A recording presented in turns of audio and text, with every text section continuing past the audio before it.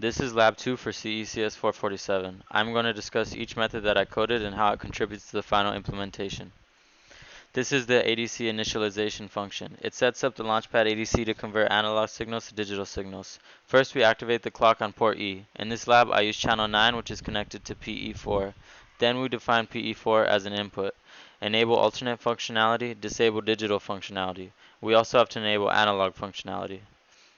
Then we must set up the ADC0 module. First we activate the module, then we give it a time to stabilize.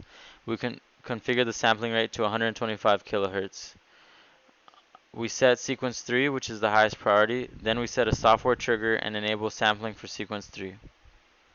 In the ADC in function, analog data is converted to digital and returned in the form of an unsigned long.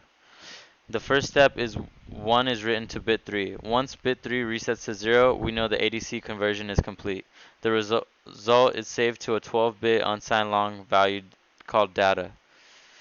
The RIS flag is cleared and the value is returned. Before we can implement full operation, all the components of the lab need to be tested separately.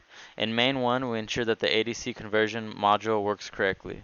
In main 2, we debug the distance conversion method. It gets DC values at different points and calculates a conversion equation.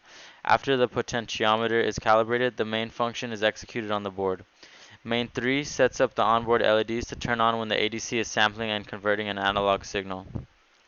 The main function converts the resistance from the implemented potentiometer and converts it into a digital distance value. The distance value is then displayed on a Nokia LCD screen. An onboard LED is initialized so that it can demonstrate when the sampling is occurring.